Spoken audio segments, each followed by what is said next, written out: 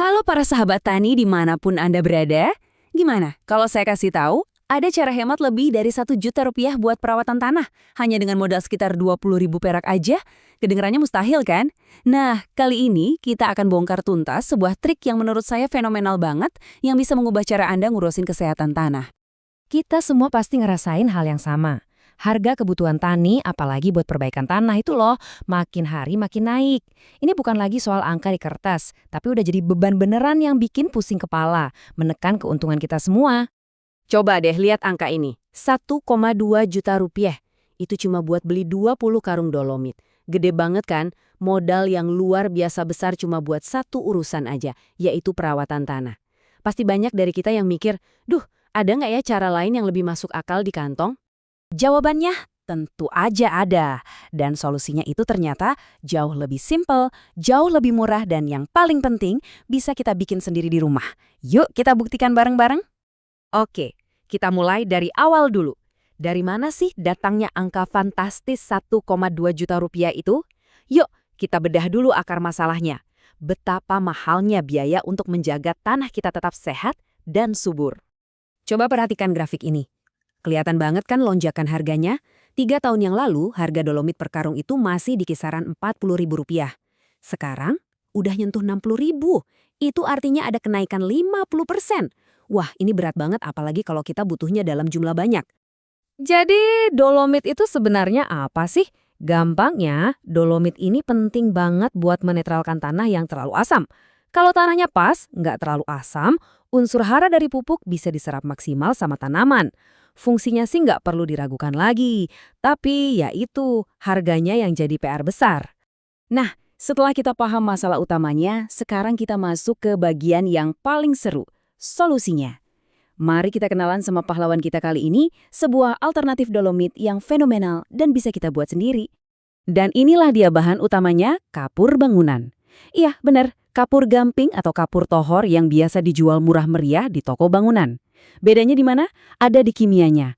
Kalau dolomit itu kalsium magnesium karbonat, nah kapur bangunan ini kalsium oksida atau CaO. Perbedaan simpel inilah yang jadi kunci penghematan kita yang luar biasa. Disinilah keajaiban kimianya terjadi. Waktu kalsium oksida dari kapur bangunan kita campur dengan air, dia bakal bereaksi jadi kalsium hidroksida. Senyawa baru ini punya pH yang tinggi banget, yaitu 12. Sifatnya yang sangat basa inilah yang bikin dia jadi super efektif untuk menaikkan pH tanah yang asam dengan sangat cepat. Oke, teorinya udah jelas ya. Sekarang kita masuk ke bagian yang paling ditunggu-tunggu, bagian prakteknya.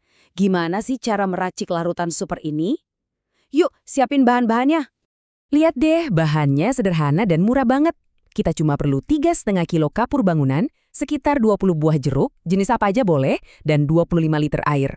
Total biayanya paling-paling cuma sekitar 20 ribuan. Jauh banget kan bedanya sama 1,2 juta rupiah tadi? Proses bikinnya juga gampang banget, siapa aja pasti bisa. Pertama, siapin semua bahannya. Kedua, kita blender jeruknya sama kulit-kulitnya sekalian ya. Campur pakai 5 liter air sampai halus banget. Ketiga, di wadah lain yang lebih besar, kita larutkan 3,5 kilo kapur tadi ke dalam sisa airnya, yaitu 20 liter, terus aduk sampai rata. Keempat, tinggal gabungin deh larutan jeruk tadi sama air kapurnya. Terakhir, tutup wadahnya rapat-rapat dan diamin aja selama 24 jam. Gampang kan? Mungkin ada yang bertanya-tanya, buat apa sih pakai jeruk segala? Nah, menurut Abah Junaidi, si penemu resep ini, jeruk itu fungsinya buat bantu tanaman biar lebih gampang menyerap kalsium dari kapur yang kita kasih. Jadi, semua bahan punya perannya masing-masing. Keren ya? Tentu aja, kita nggak bisa cuma percaya gitu aja dong. Kita butuh bukti nyata. Apakah larutan bikinan sendiri dengan modal minim ini beneran ampuh buat naikin pH tanah? Yuk kita intip hasil pengujiannya. Dan hasilnya benar-benar meyakinkan.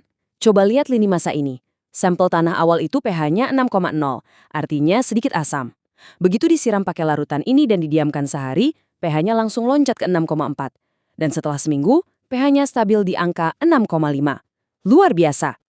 Angka 6,5 ini penting banget. Kenapa? Karena rentang pH antara 6,5 sampai 7,0 itu adalah kondisi ideal bagi kebanyakan tanaman buat nyerap nutrisi secara maksimal. Artinya, larutan kita ini sukses membawa kondisi tanah ke level paling optimal untuk pertumbuhan tanaman. Eits, nggak cuma itu. Saat diukur kandungan mineralnya atau ppm-nya, angkanya itu sampai 6.500. ppm ini gampangnya adalah ukuran seberapa pekat nutrisi di dalam larutan.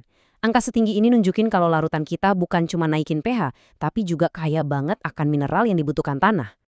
Oke, larutannya udah terbukti ampuh dan kaya nutrisi.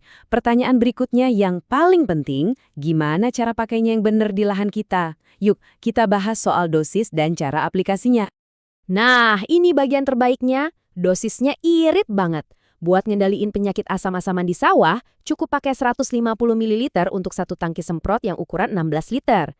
Kalau cuma buat coba-coba di lahan kecil atau di pot, dosisnya lebih sedikit lagi, cuma 12,5 ml per 1 liter air. Iritnya kebangetan. Oke, mari kita rangkum poin-poin pentingnya. Dengan larutan ini, kita bisa hemat lebih dari 98%. Bahannya gampang banget dicari di sekitar kita. Efektivitasnya udah terbukti secara nyata. Plus, larutan ini awet, bisa disimpan sampai 6 bulan. Satu tips penting, jangan lupa diaduk dulu sebelum dipakai ya, biar endapannya kecampur lagi dan hasilnya maksimal. Inovasi seperti ini membuktikan kalau solusi untuk masalah pertanian itu nggak harus selalu mahal dan rumit. Hal ini jadi memicu pertanyaan yang menarik nih buat kita semua. Kalau Anda bisa menemukan alternatif buatan sendiri untuk satu kebutuhan pertanian mahal lainnya, kira-kira apa ya yang bakal jadi target Anda selanjutnya? Coba deh bayangkan potensinya.